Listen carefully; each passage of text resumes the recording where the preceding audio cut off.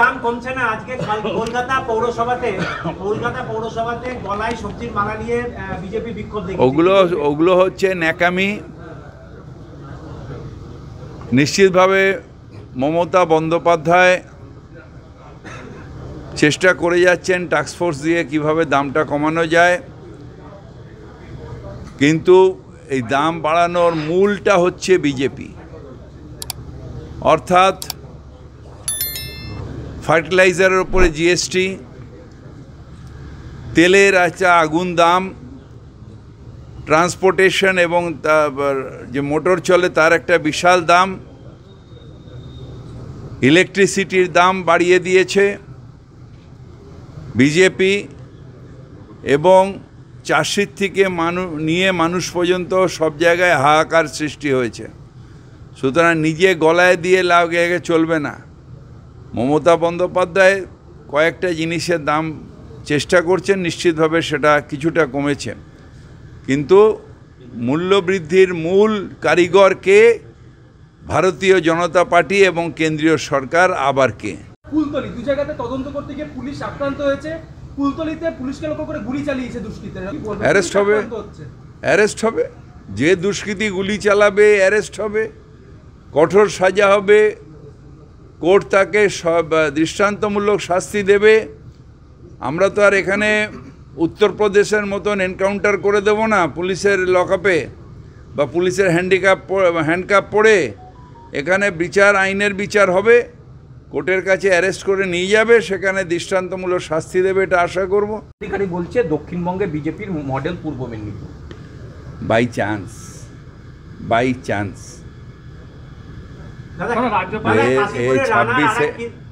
26-এ যখন সারা বাংলা বলছে, 26-এ পূর্ব মেদিনীপুরও বলবে বিজেপি টাটা, অর্থাৎ বিজেপি একটা আসনও আর পাবে না।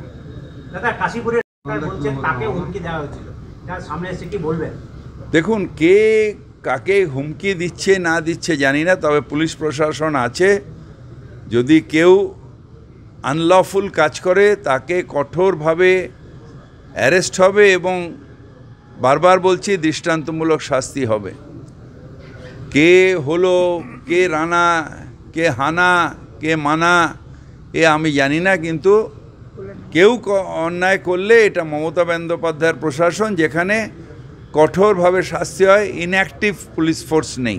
কলকাতা পুরসভার কাউন্সিলর এবং কোঅপারেটিভের স্পেশাল অফিসার, তিনি আবাসনের বাসিন্দাদের সমস্ত পরিষেবা বন্ধ করে দিয়েছেন, দখল করে নিয়েছেন সমবায় আবাসনের কমিউনিটি হল। এইটা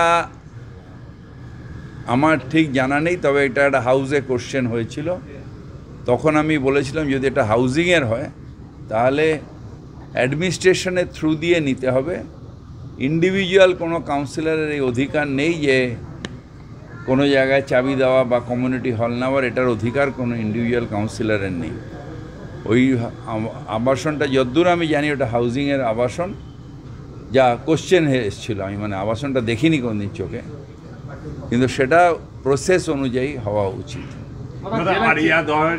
অবৈধ জানালো পুরসভা, পৌরসভা ওটাকে করবে, প্রসেস করে হিয়ারিং হবে। হিয়ারিংয়ে আমাদের ওখানকার যারা হিয়ারিং অফিসার অর্থাৎ জাজ, তিনি ভাঙার অর্ডার দেবেন, তখন পৌরসভা ভেঙে দেবে। এটার মধ্যে আছে কি? যদি কোথাও জানা যায় যে এটা অবৈধ, সেটার বিরুদ্ধে পৌরসভা প্রসেস করে। পৌরসভা তো নিজে ভাঙতে পারবে না। সেখানে প্রত্যেকটা জায়গায় একটা ফোরাম আছে, একটা হিয়ারিং অফিসার আছে, তার উপরেও যেতে পারে, হাইকোর্ট পর্যন্ত যেতে পারে। সেখান থেকে নিয়ে তাদের অর্ডার নিয়ে পৌরসভা ভেঙে দেবে। দেখুন, উচ্ছেদ কোথাও হয়নি।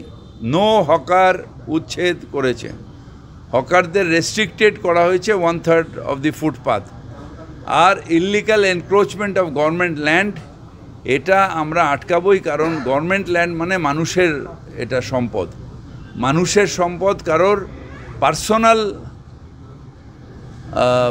প্রফিটের জন্য বা পার্সোনাল বেনিফিটের জন্য মানুষের সম্পদ ছাড়া যায় না।